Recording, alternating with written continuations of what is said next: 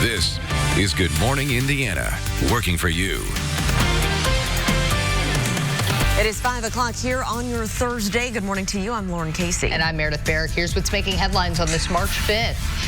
Washington Township Schools is growing and working on a new plan to expand, where they plan to build a brand new middle school and why some residents aren't happy about it. While many are worried about the coronavirus, health officials say there is still a major concern for the flu.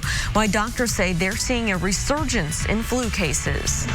And a local church is donating millions of dollars to help those in need. A look at how they are changing lives by paying off medical debt.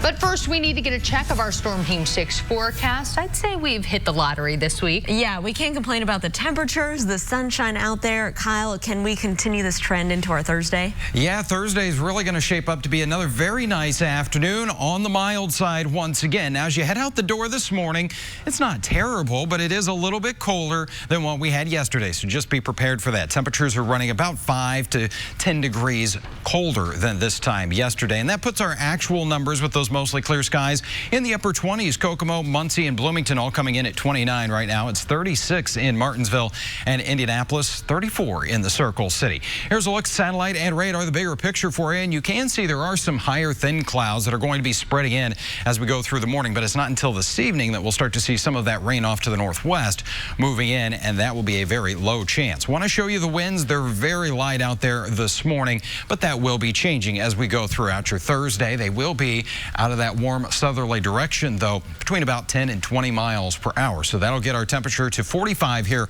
at 11 o'clock with some afternoon sunshine. High temperatures once again going to top out in the middle to upper 50s. Lauren? Kyle, thanks so much. Here is a look right now at traffic from our Traffic Now maps. You can see no crashes to report around the metro area. But let's plan out your drive. Heading in from the east side along westbound I-70, a 10-minute commute from Post Road to I-65 at the north split. And here on the northwest side, a live look at I-65, a view from the pedestrian overpass a little north of 30th Street.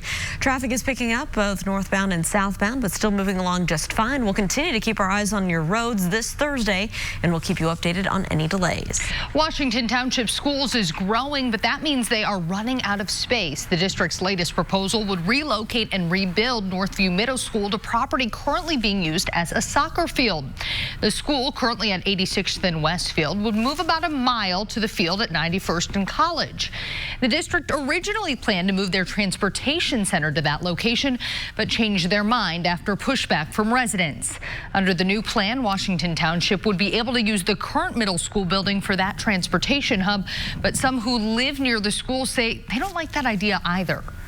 What I don't see the value in is losing an asset like the middle school and the activities and the campus environment that we have for a transportation hub.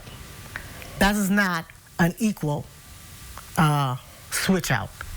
RTV6 reached out to the Washington Township Schools about the plan, but we have not heard back. The construction plan is currently a part of the district's proposed 2020 referendum. The plan to build a new community center and health clinic in Broad Ripple at Broad Ripple Park is moving forward despite protests from neighbors.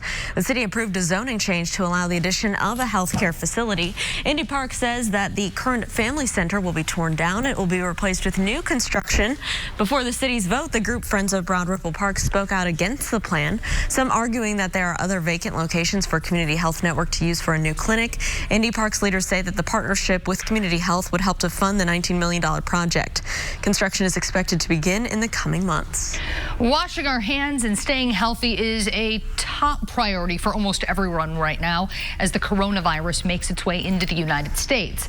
But the coronavirus isn't the only thing we should be worried about. Yeah, urgent cares here in Indianapolis say that they're seeing as many flu cases in March as they did back in December, which is usually the peak of flu season. So our Kelsey Anderson is joining us live this morning with what doctors are saying as the flu continues to be widespread. Kelsey, good morning. Hey, good morning. So it seems that all we can talk about is the coronavirus. You hear it at the store, you hear it at work, you hear it everywhere. But with 69 flu-related deaths in Indiana this year, doctors say we should be worrying about the flu, too. New flu numbers will be released tomorrow morning, but in their last report, the Indiana State Department of Health shows 69 Hoosiers have died from the flu, 14 of them here in Marion County. The flu remains widespread across the country right now. In fact, according to their data, the flu is more prevalent now than it was at the end of December and into the new year. You can't let your guard down. Influenza's out there, and the fact that it does spread through respiratory droplets, it's very contagious. So we really like people to watch their symptoms. If you're having fevers, especially body aches, things like that, stay at home. Bachman says about 75 to 80% of the patients she's seeing are being tested for the flu. Now, she says she recommends staying home, and she knows that can be hard for people to miss at least 5 days of work or school, but she says it's the most responsible thing you can do for your own health and for everyone else's health around you. Reporting live, Kelsey Anderson, RTV 6. Kelsey, thank you. The public is invited to attend funeral services honoring 3 unclaimed veterans this afternoon. Sproul Funeral and Cremation Care is holding the service for Gary Haig, Leland Wall, and Richard Clay Messina. None of them were claimed by any family or friends after they died in January. The service will be held at Agape Apostolic Faith Assembly on Georgetown Road at noon. It will include full military honors. All 3 will be laid to rest at Marion National Cemetery at a later date. Governor Eric Holcomb has chosen a local fire chief to become the next state fire marshal. Plainfield Chief Joel Thacker will oversee the state agency that investigates suspicious fires and promotes fire prevention and safety codes. Thacker has spent 28 years in the fire and emergency response industry. He will start in his new position on April 6th. Thacker will replace former South Bend Fire Chief Stephen Cox, who was appointed to Executive Director of the Indiana Department of Homeland Security. At 5:06 today, we will learn more about the plans for a new Fiat Chrysler plant bringing new jobs to Kokomo. Governor Eric Holcomb will join executives from the automaker to celebrate the company's $400 million project at 2 o'clock this afternoon. There, they will announce the plant's new name and unveil a new sign design. Holcomb announced this new project during the State of the State speech back in January. It will convert the unused Indiana Transmission Plant 2 into an engine plant. Fiat Chrysler says that more than 1,000 people will be needed at the facility, but it's unclear how many of those are new hires. If you're just breaking into the workforce or looking to make a career change, Hiring Hoosiers is connecting you to opportunities. Ivy Tech in Noblesville is hosting a career fair today from 10 to 2. Organizers say they've invited companies that are hiring full-time workers that pay a minimum of $27,000 per year. Both entry-level jobs and experience positions will be available. It is 5:07. One Central Indiana church is helping many people pay off their medical debt, $7 million worth to be exact. Mount Pleasant Christian Church in Greenwood has a special initiative. It's called Change for a Dollar. Congregation is encouraged to give an extra $1 each week. The church takes those funds raised to give to someone who's been nominated who may need financial or prayer support. That could be someone suffering from a disease, a family grieving after a loved one died, or a single mother paying for a mortgage. It's a really exciting thing. Our people love it. You know, it gives them an opportunity to come to church and be the church. Come to church and know that they're doing something that's going to benefit somebody in a tangible way. Anyone, anywhere can nominate someone for the Change for a Dollar effort. On any given weekend, the church raises about $3,500 for an individual. But this past weekend, the church celebrated a big milestone by giving away $1 million to families in need. Here at 5:08, we got to check in on our Thursday forecast and look ahead to the weekend, Kyle.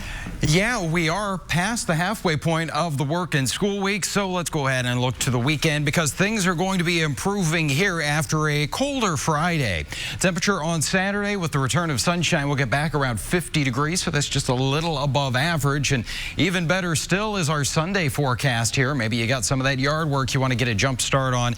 Looking pretty good there. It will be a little breezy though, so just keep that in mind on Sunday with high temperatures around 60 degrees. What else we got coming our way this weekend? Well, the time change. We will spring forward going Saturday night into Sunday morning, and what that means for our sunrise and sunset. Well, on Saturday, the sun rises there just after 7 a.m. Going to be a little bit later, a little after 8 o'clock in the morning on Sunday, and we get a little more of that daylight as the trade-off heading into the evening hours. Instead of that sun setting before 7 o'clock Saturday, it'll set a little before 8 o'clock going into our Sunday night. We'll look at your 7-day planning forecast coming up here in a few minutes. All right, Kyle, thanks so much. Another Democratic presidential candidate has dropped out of the race.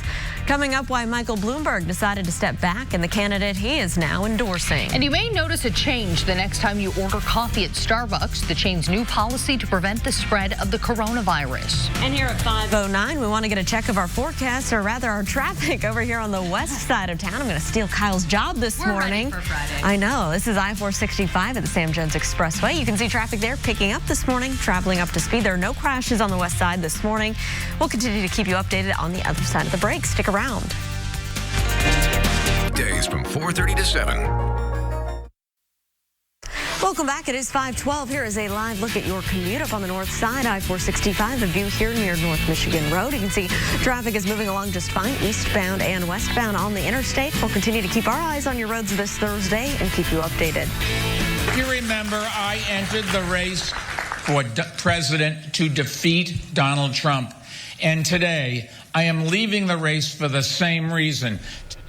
Another Democratic candidate bowing out of the race for president. Former Mayor Michael Bloomberg first made the announcement on Twitter and later held a press conference thanking supporters and endorsing one of his former rivals. Senator Bernie Sanders, former Vice President Joe Biden, and Senator Elizabeth Warren, they're still hanging on after Super Tuesday. ABC's Trevor Ault takes a look at the new challenges remaining for the candidates and what they're now facing. This morning, Senator Bernie Sanders playing Monday morning quarterback after Super Tuesday, explaining his struggle among African-American voters. It's not that I'm not popular.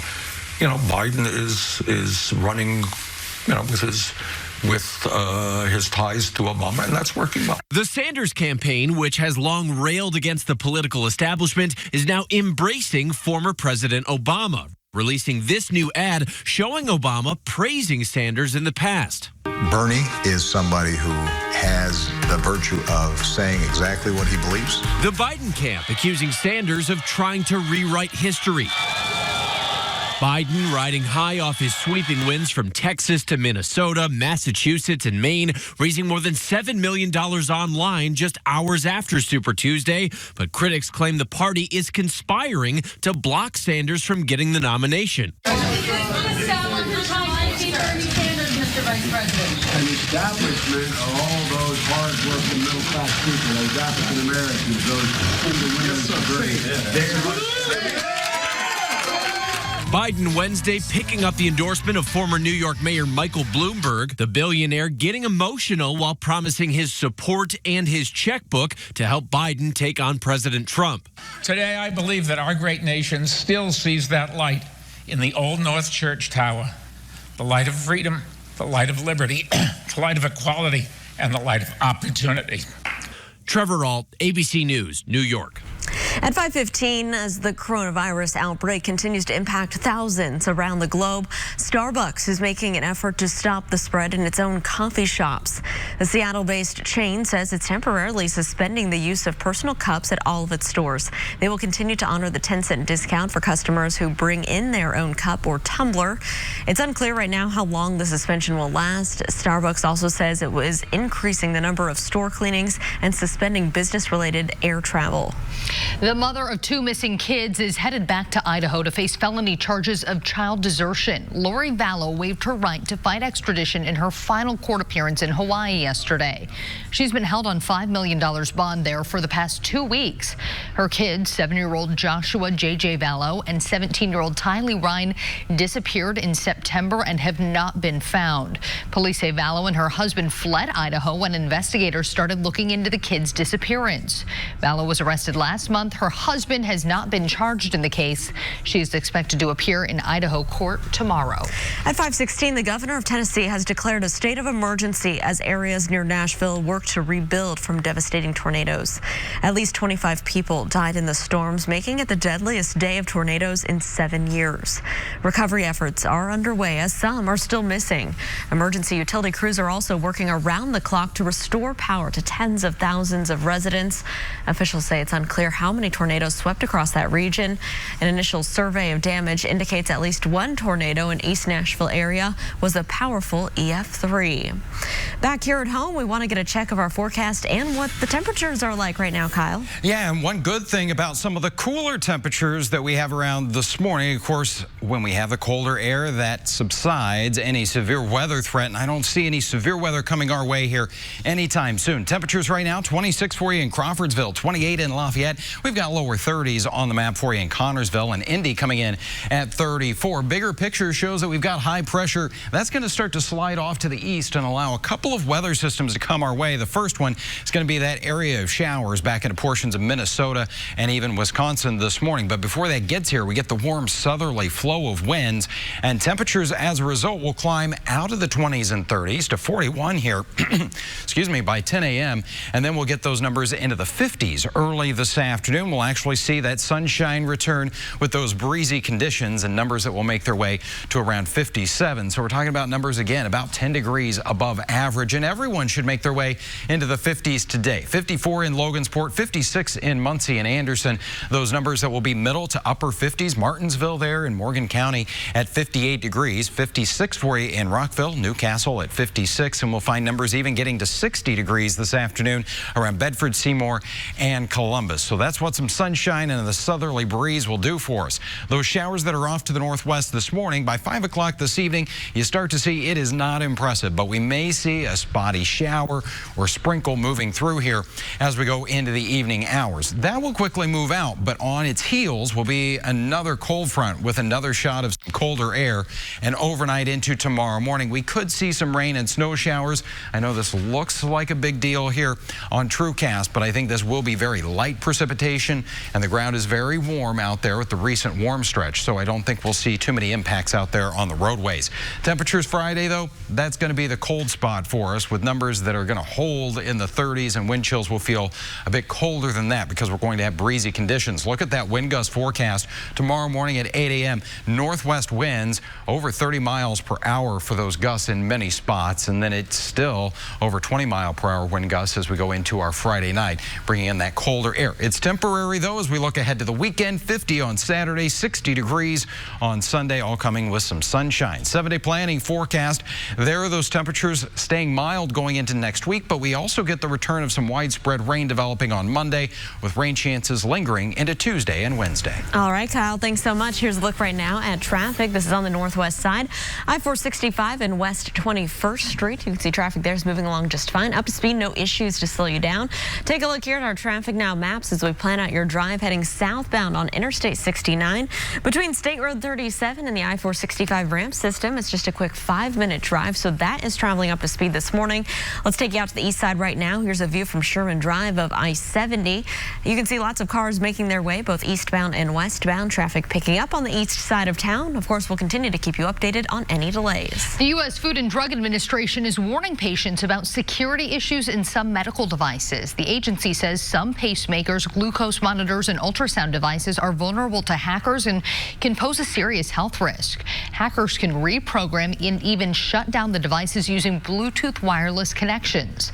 There have not been any reports of breaches so far, but the FDA says patients should talk to their healthcare provider about whether their medical device may be affected. Twitter is hopping on the disappearing content bandwagon. The social media network is testing a new feature called Fleets, which are posts that disappear after 24 hours. It's currently only available in Brazil.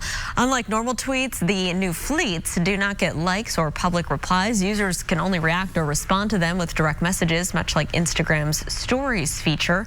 The idea of disappearing content started with Snapchat in 2013. Platforms like Facebook, YouTube, and LinkedIn have since come out with their own versions. Keep in mind, things can always be screenshotted. Yes. It's not temporary. No. It was an emotional night at Butler as their mascot, Blue the Third, took his final run after the break. This special moment as the beloved Bulldog nears retirement. And we are keeping a close eye on those roads. Here's a look on the northeast side. Here at 521, no crashes to report around the metro area. We'll see you on the other side of the break. Stick around.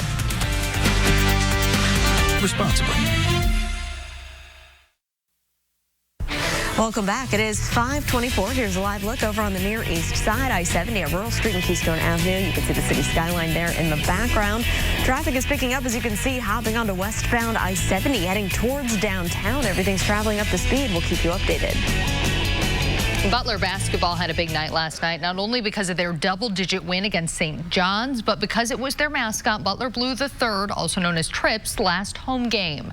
We talked with Blues handler Michael Kaltenmark after the game as he reflected on their final run. officially, well, sort of, at least as far as home games are concerned. This was Butler Blue III's last home game at Hinkle Fieldhouse after an 8-year run. So definitely bittersweet, but he's definitely earned a nice retirement. It's my last go around as well. I'll be helping Evan Krause and Blue the Fourth in the future, but this is my dog making his last run and my last run with him, and it got to me. And it's not just Trip, Blue the Third, it's Blue the Second as well. It's been a 16-year span, and so for me to hang it up after this, it's bittersweet for me as well. We poured our heart and soul into this, and not just be my family as well, and so this moment special to us for sure. Blue the Third's not quite done yet, though. He doesn't officially retire until May. His replacement, Butler Blue 4, is now training and will take over after commencement. Oh, the end of an era. Yeah. And we are so happy to see Michael Kaltenmark so healthy. Doing he so just well. had an organ transplant after a long wait. So a new chapter for everyone. Yes, very exciting. All right, Kyle, not a new chapter in the forecast. This is kind of similar to what we've been seeing this week. Yeah, and it's been some pretty good weather. We're going to hold on to that for another day. Our temperature right now, 34, feels just a little bit cooler than that, 30 degrees with that east wind, but our weather is quiet. If you're going to be heading out to Bankers Life Fieldhouse later today for the Big Ten women's basketball tournament, temperature at noon, 48 degrees. We'll have lots of sunshine there, and those temperatures climbing through the 50s to 54 degrees by 3 o'clock this afternoon. Again, going to be a little breezy, but it's that southwest wind. Any travel today, you're in pretty good shape there as well. A little cooler in Chicago at 48, but we'll have mild temperatures with some sunshine in Louisville and Cincinnati. We'll be right back with more on your forecast and today's headlines. You're watching Good Morning Indiana right here on RTV 6. Weekdays from 6 to 10 a.m. This is Good Morning Indiana, working for you. While concern about the coronavirus grows across the country, healthcare providers in Indiana are warning people about a more familiar virus. And this morning, we're working for you, looking into the resurgence of the flu and what doctors are saying about that virus. And Indianapolis Power and Light is planning a major overhaul to its electric grid. What that could mean for your bill and how soon you could see a rate hike.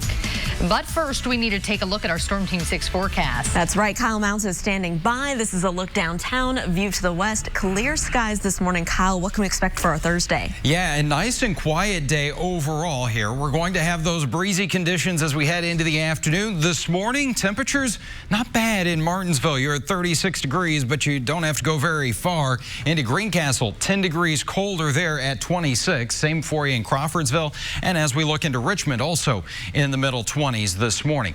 Here's a look at Storm Team 6 radar, the satellite as well. And you can see there are some high thin clouds that are going to be spreading our way. I still think we're going to see quite a bit of sunshine here as we go throughout our Thursday.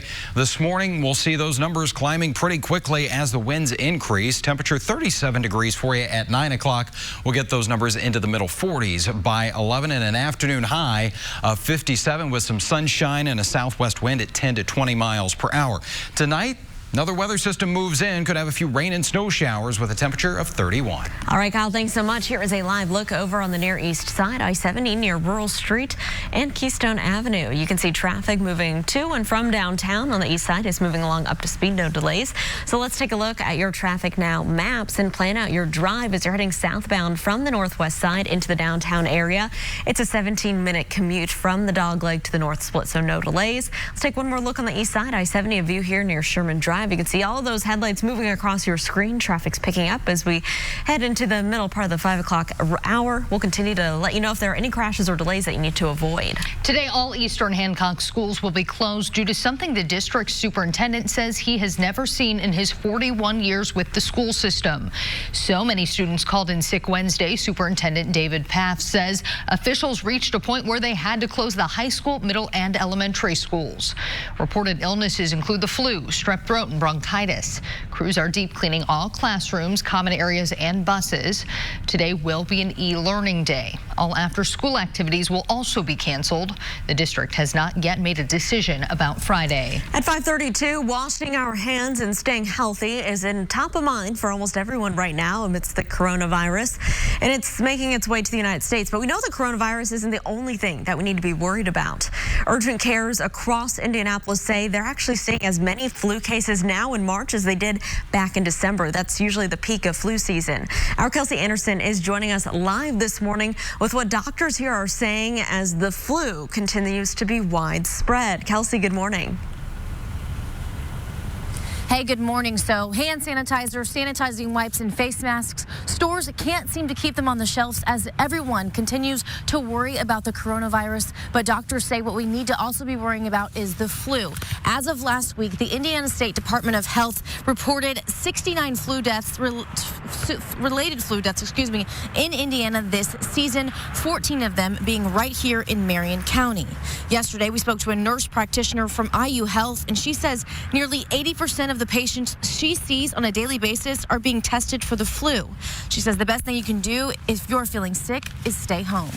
Really just taking care of yourself. I know that we all have to work, we all have to go to school, but if we are positive for influenza, staying home, doing adequate hand washing, and really remaining out of public places. The flu remains widespread across the country right now. In fact, according to their data, the flu is more prevalent now than it was at the end of December and into the new year. Now, Bachman says missing school and work is never fun for anybody, especially for the amount of time sometimes that the flu can take you out. But she says it's the most responsible thing you can do for yourself and for everyone around you. Reporting live, Kelsey Anderson, RTV 6. Kelsey, thank you. The end of the 2020 legislative session is just days away, so we wanted to give you an update on all the potential new laws you could soon see and some closely watched bills that failed to pass.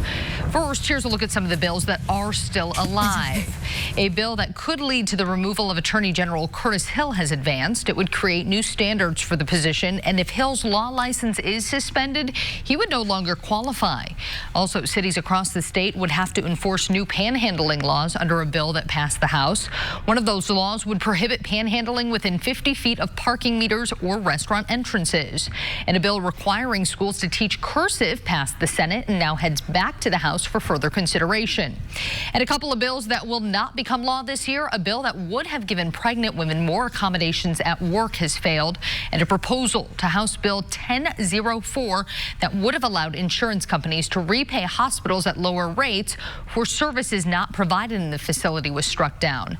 The session is scheduled to wrap up by March 11th. Also at the State House, more than 1,000 peak cards will be hung on clotheslines and strung across the South Atrium. It's part of Clothesline Day. The initiative aims to reduce the number of sexual assault, domestic violence, and human trafficking cases here in the state of Indiana.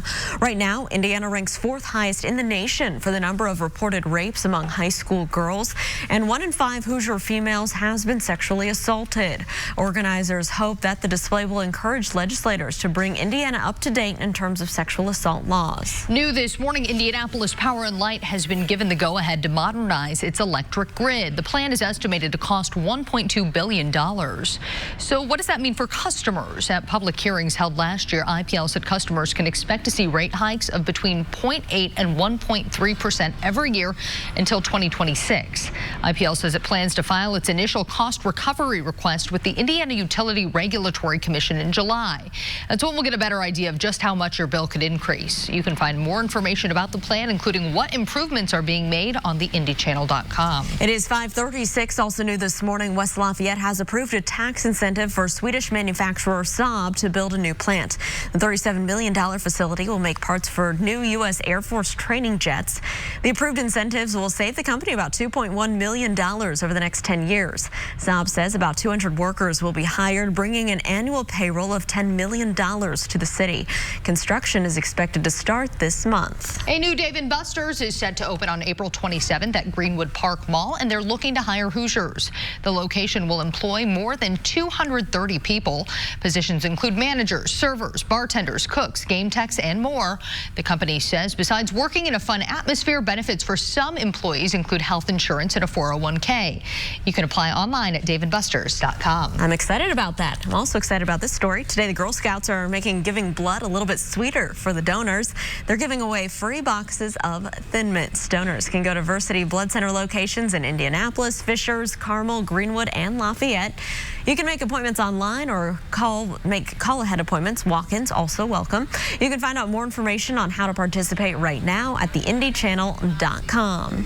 Here at 5:37, we want to check in with Kyle Mounts and see what we can expect out there. Kyle, it's been such a nice week. Yeah, March is starting off on a very nice note. We're going to continue that today with temperatures making their way back well into the 50s. Mostly sunny skies. Still going to be a little breezy out there as we head into the afternoon. The wind's not too much of a factor for you this morning, but we'll see some of those gusts between 10 and 20 miles per hour.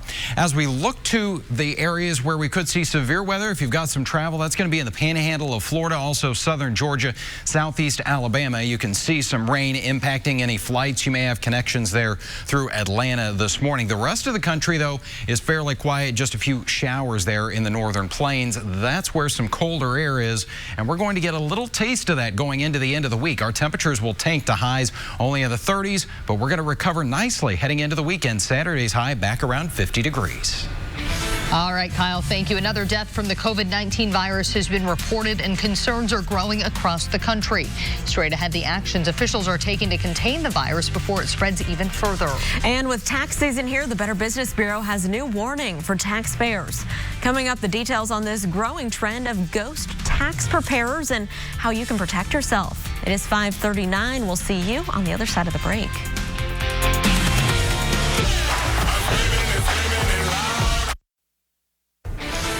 Well, this morning, another death reported as the COVID-19 virus continues to spread across the country.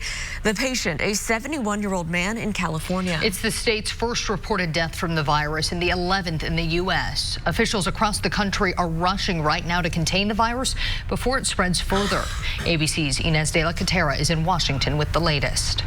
Overnight, health officials revealing a California resident is the first death linked to COVID-19 outside of Washington state. The man likely exposed during a cruise on the Grand Princess, which traveled from San Francisco to Mexico. Testing kits are being flown aboard the ship by the Coast Guard after a number of new passengers and crew members complained of flu-like symptoms. The ship will not come on shore until we appropriately assess the passengers. The death toll from coronavirus in the U.S. now jumping to at least 11. Los Angeles County declaring a local emergency. We need every tool at our disposal to make sure we're ready to support any coronavirus patients who are diagnosed and to prevent any further spread. While in New York, Governor Cuomo announced 6 cases of the virus. As a result, about 1,000 people have been ordered to self-quarantine for 2 weeks, all possibly connected to one man from Westchester County who has tested positive. In Washington state, King County is setting up a temporary quarantine village for virus patients. At the Life Care Center nursing home, 6 people have died from COVID-19. Residents' families are scared and angry. In the greatest country in the world, you know, to slowly watch infirm elderly people be picked off by a deadly disease, it's unacceptable. Vice President Pence trying to reassure Americans. If you are a healthy American, the risk of contracting the coronavirus remains low. Congress has approved an $8.3 billion emergency funding bill to fight the outbreak. The Senate is expected to vote on that bill and approve it later today. Inez de la Catera, ABC News, Washington. Outside of Washington, Vice President Mike Pence, who is heading up the nation's response to the coronavirus outbreak, will head to Washington state today to discuss measures to limit the spread of the disease there. He will then meet with leaders in the cruise ship industry this weekend. The House Homeland Security Committee has requested U.S. Secret Service protection for all remaining 2020 Democratic presidential candidates.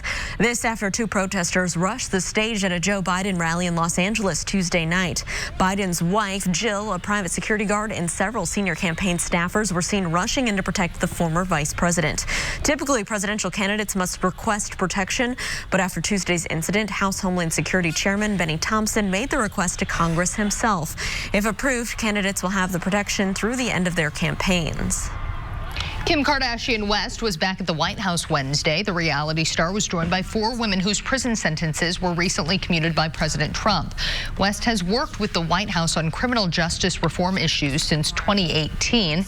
In an interview with CR Fashion Book last month, the 39-year-old, who shares 4 children with Kanye West, said she was inspired by her own family to pursue a law degree after seeing how the criminal justice system was, quote, so discriminatory against black and brown people.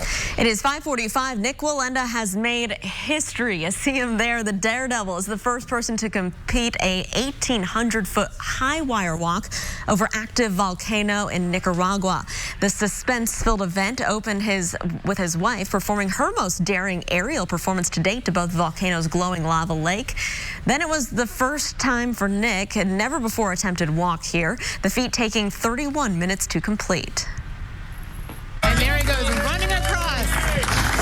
Nick Wallenda off the wire and into the history books in Nicaragua. Thank you, Lord. So what's his secret to this success? You can find out right after Good Morning Indiana when Nick will join GMA for a live interview. I'm guessing the temperatures here, Kyle, are not as warm as they were above that volcano. No, that is very safe to say, and you can see him just sweating there. Not only is it hot and just stressful, but that getting in your face and a problem. Yeah, too much for me. All right, well, congratulations to him. Temperatures this morning, you're going to need the coat, certainly. 25 degrees for you right now in Greencastle, 29 in Muncie. Indianapolis coming in at 34, and you're in the lower 30s in Tipton. The wind is fairly light. High pressure, that's going to be scooting off to the east, but we're still going to see a mainly dry day before this weather system brings in a few very light and spotty showers later today. Before that happens, that warmer southerly flow coming our way, and that's going to allow temperatures to warm pretty quickly here through our Thursday. Already the middle 40s here by 11 a.m. That's near our average high for this time of year. So we'll continue to jump past that into the 50s this afternoon, middle to upper 50s for that high. There's that breeze, though. As we go along through the day, we are going to see that increasing between 10 and 20 miles per hour, and occasionally a couple of gusts a little higher than that. That will get you to 60 degrees, though, this afternoon in Columbus, 56 in Muncie, as well as Lafayette, and close to 60 today in the Bloomington area.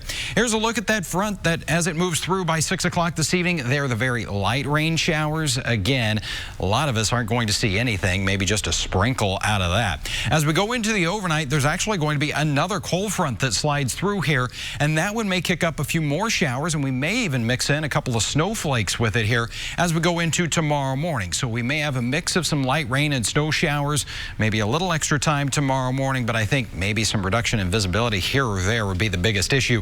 Roads should be just fine as this system moves away, but what it will leave is some colder air on Friday. Those temperatures really not going to go anywhere. We're stuck with highs only in the 30s, and it's going to be breezy too, so those wind chills will certainly be a factor as we go through the day.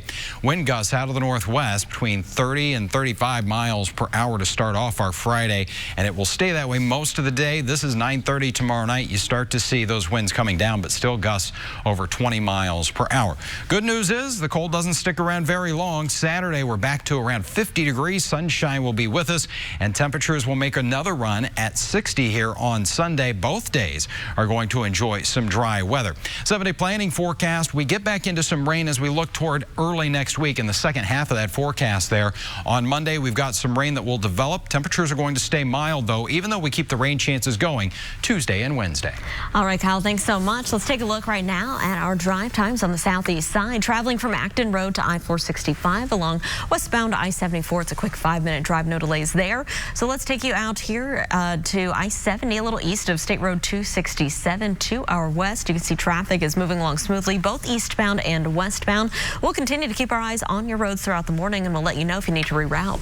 It is tax season season, and that means scammers are out. And this year, the BVV is warning Americans about ghost tax preparers. That's when an uncertified person does the paperwork and math for your tax return, but ends up not signing it. As a result, the taxes are considered self-filed by the taxpayer. Now, it may not seem like a big deal, and sometimes it isn't, unless something is wrong with the tax return. Since the taxes are considered self-filed, the taxpayer is then liable for omissions and errors like underpayment and negligence. As a reminder, the law requires anyone who prepares federal tax returns to have a valid identification number. Ford is adding another electric vehicle to its lineup. The automaker will be selling an all-electric version of its Transit cargo van next year. The van will come in a variety of body styles, including 3 different lengths and roof heights. Company executives say electrifying the automaker's line of commercial vehicles is a priority. The electric cargo van will be available in the U.S. and Canada sometime next year. Some Amazon Prime members now have an added perk. The company is promising faster same-day free delivery in certain cities. Right now, Prime members in Philadelphia, Phoenix, Orlando, and Dallas have access to free same-day delivery on up to 3 million items. Those items are marked today by. With the overnight by 8 a.m. option, orders can be put in as late as midnight for the delivery by the next morning between 4:30 and 8. Amazon is storing need-it-today items in new facilities that are closer to customers. The company says that helps them lower carbon emissions. No word yet on when the service will roll out in other markets. B-Dubs is giving away the ultimate prize to a handful of lucky basketball lovers. Coming up, how you can win a chance to live like a true basketball fan for March Madness. We'll be right back.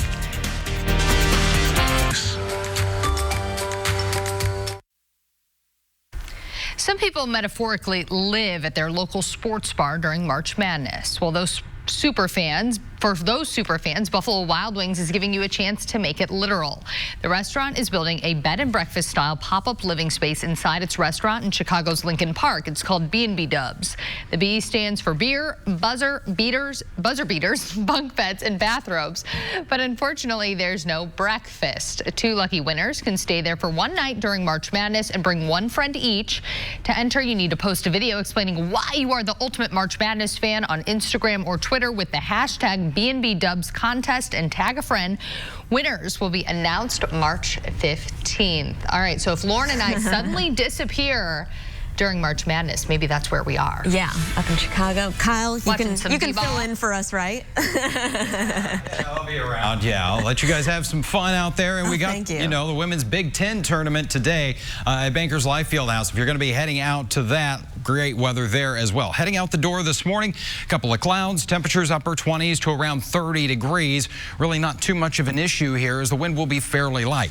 Looking ahead to the weekend, we got to talk about springing forward. So yeah, we are going to lose that hour of sleep going Saturday night into Sunday morning as that time adjusts for us, and what it will do to the sunrise and sunset times here. Saturday, the sun rising just after 7 a.m., setting before 7 p.m. Of course, we get that hour of sunlight in the evening with sun setting closer to 8 o'clock at night, but it's also going to be rising later in the day on Sunday morning at 8:06. We will talk more about the weekend forecast and the warmer temperatures coming our way in a few minutes.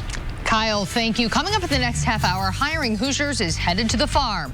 How you can earn an essential farming skill that's in high demand. And at 6:30, as people in Middle Tennessee continue to pick up the pieces after Tuesday's deadly storms, we're learning more about survivors, sharing their incredible stories of hope. That's coming up after the break.